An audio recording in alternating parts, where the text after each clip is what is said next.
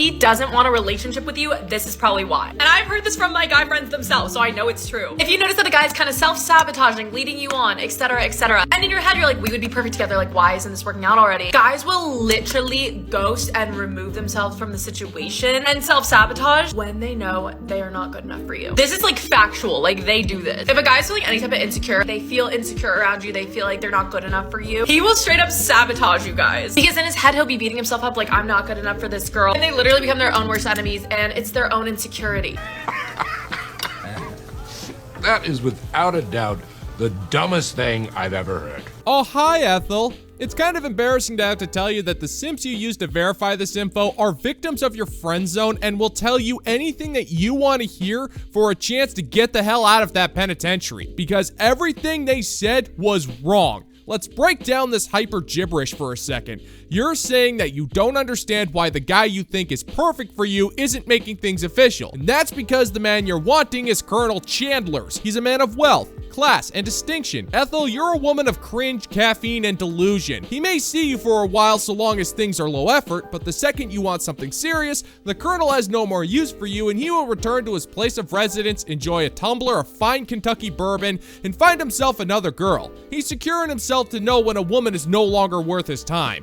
So I want you to stop taking it so personally. I wish I knew this sooner, okay? Because before I realized it was like their own insecurities, I used to blame myself. And girl, that is not what you were gonna be doing, okay? I need you to know it is not you and it is not a you problem. He knows that he is not at the standard to provide for you that he should be. And so he's literally taking himself out of the running. Like that is what they do. And it hurts, but you need to realize that they are saving you headaches in the future by taking themselves out of the running because you literally deserve better. Someone who's not gonna run away. Yeah. I love you, bestie boo. Mwah. What in God's holy name are you blathering about? Oh, Ethel, you're just embarrassing yourself now. It's amazing how you're incapable of understanding that all of these dudes who left you are somehow magically insecure, even though you can't even define what that word even means. Those men are not insecure, I can assure you. They're avoiding the headaches caused by you and the inhuman amounts of caffeine that you consume on an hourly basis. The types of men you're attracted to are confident, well-maintained, and they know what they want. And they're not going to immediately become insecure because they think they're not good enough for you. You're not good enough for them, Ethel. Let me put it to you this way. You're trying to play baseball by hitting every single pitch as if it's going to be a home run, but you still haven't figured out how to hold the bat properly. So please, Ethel, for your sake and for ours, just switch to decaf. That way you'll be the only one with a splitting headache. Thank you for your cooperation. Good night. Hey guys, so I am historically known to have, honestly, the worst experiences with men and dating life. So today I decided to make a list of the top things that men have said or done to me via exes and past dating experiences that have made me lose hope in dating and finding a good person in my 20s. So runner up is a time when my ex had Hinge while we were dating, and my friend told me that he was active on Hinge, and I confronted him about it, and he told me that he was preparing the app to delete it with me when I came down the following week. Good for you, man. Good for you. Good for you. Well, that just sounds like a strategy from Pucoli and Tyrone apart. You see, you assumed this man was being exclusive with you, and he clearly wasn't. If you were in a legitimate relationship with a man that you met on a dating app, he would have ditched that app by the third date. I mean, possibly even the second. We're not talking about the average halfway decent citizen here. We are talking about the general. Now, the general uses the dating apps because they work for him. He gets plenty of attention from single women all over the local area. He lives out of town, so he has no problem building up a roster wherever he goes. He uses the distance to divide you from his ability to conquer other women. And he cooked up a lame excuse because if you didn't buy it, that meant more time for him to find better women. And if you did buy the excuse, that just meant more low-effort fun times for him. Either way, this general was going to continue his conquest until he decides to get into a land war with Russia. Number 2 is when I was exclusively talking to a man, and he stayed the night one night, and he peed in my bed and all over me, and I woke up soaked in pee. Number 3 on the list is when I went on a date with this man. Such a great date, driving me home. he ended up being racist, and he told me he would not say said word around me because I told him he was racist, and I did not with that. Next up on the list is when I went on a date with someone from Hinge, and he, 1, lied about his height, and 2, asked me to play in mud with him when we were on our walk. What? If there's one thing I've learned when it comes to scouring for modern women on TikTok, it is a fool's game to take anything she says at face value, because these broads love to omit details, bend truths into whatever it takes to make herself look like the perpetual empowered victim. For example, the man who's apparently a fan of water sports was exclusively talking with this woman, which could mean anything from nothing to the fact that they'd meet up at bars and get incredibly plastered. Who knows? And considering everything is racisms nowadays, we have no idea what this man even said, and for the man who challenged you to a mud wrestling grudge match, was he being legitimate or just being silly and playful? It is awfully convenient how you're always able to spin it around so that the men are garbage and you will always be the victim, because your silence on context is speaking volumes, sister. Next runner-up is when my ex told me, quote unquote, I legit can never be happy when I was crying over my mom having cancer. Last but not least of many, I went on a date recently with a man that thought he was Batman and kept saying in the most monotone voice, I'm Batman. And he was being very serious about it. And he also told me that he used ChatGPT to talk to me via text message. And then when we went on our date, he bought 2 cookies and then asked me if I was going to get in line and buy myself cookies because the cookies were for him. That's a wrap.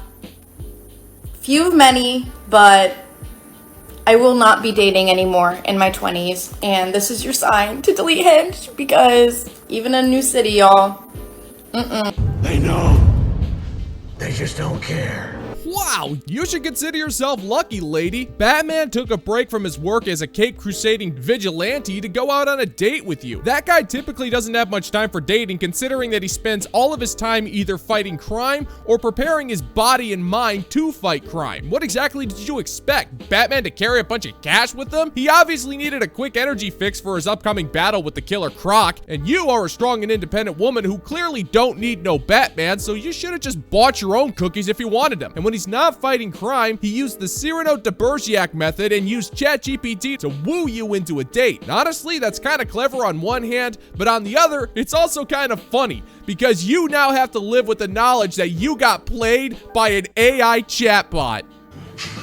Man, you are one pathetic loser. Can I have a drink? Yeah, sure.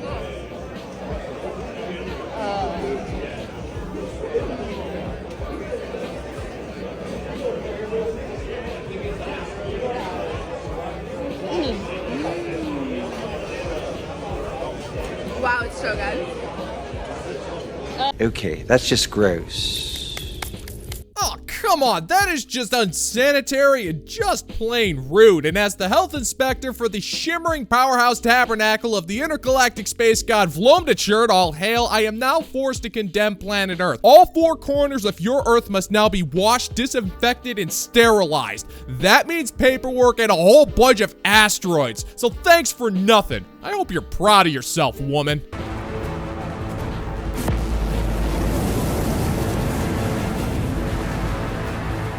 Man, that's just mean. That's mean, man. Driving home from work, that's when I do my best thinking. I thought of another deal breaker that I want to add to my growing list of deal breakers for dating in my 50s. A lot of the men on this app are going to come after me and say things like, you're such a gold digger, Debbie. And all of my deal breakers are based on actual dating experiences.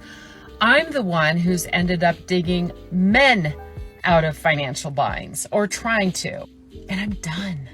So if you're a guy in your 50s and flat broke, I'm out. All right. Oh yeah, I'm sure all of those 50-year-old broke dudes are really hurt that you're not willing to date them anymore. But are they really broke? What kind of broke are we talking about here? You're not talking about men who are destitute. You wouldn't be caught dead with one of those for obvious reasons, and you wouldn't waste your time with men who are struggling financially because you find those men to be lazy and unattractive. That leaves men who make less money than you, and it's a known fact that women find men that make less than them undesirable. You might give these guys a chance, but at the end of the day, you can't respect them. So that leaves men who have better things to do with their money than waste it on you. And I honestly think that's who we're talking about here. So now that we've established the context, let's go ahead and continue. And here's some of the things that qualify as subcategories. You haven't paid child support. I'm out. You once read the Constitution and you feel like the IRS is not empowered to collect I'm out. I'm out. So you don't pay your taxes, I'm out. I'll give you one bankruptcy maybe 20 years ago, but if it's due to out of control debt and you keep refiling, like it's a pattern of poor behaviors with money, I'm out. Oh, I'm so scared.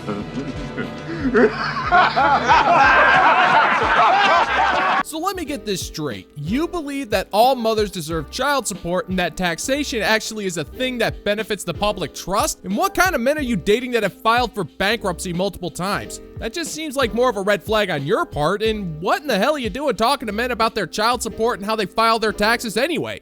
Are you so incapable of holding any form of conversation that you need to know about this man's tax filing strategies? That just seems oddly specific and kind of invasive. You're acting like this gives you some sort of moral superiority, but all of those men you're refusing couldn't care less about what you think. You're 57 years old. You should consider yourself lucky that a man who hates the IRS is even talking to you. You see, here's the reason why I am not up for changing a man's financial behaviors in my 50s. It's because I'm 57 years old and my runway every day is getting shorter and shorter toward retirement. I cannot put my financial well-being on the line for your poor financial decisions over the course of your life. I'm out. Wish I could stay, but I got a thing. Bye. Woman, nobody cares. You're well past your prime and you're so delusional that you think you'll actually be able to retire before you reach the age of 68. And considering the shambles of today's economy, you should consider yourself fortunate if your employer decides to pay you in cigarettes and candy bars within the next few years, because those items will be worth more in the open bartering system than actual currency. Now, nobody is saying that there aren't cheap bastard men out there who have made terrible financial decisions, but come on. You mean to tell me those are the only men you're attracting? Well, wait. Actually, that kind of makes sense. You're 57 years old and you openly complain about men on the internet. I'm actually kind of shocked that even a conspiracy theorist is willing to waste his time and his dignity to even talk to you.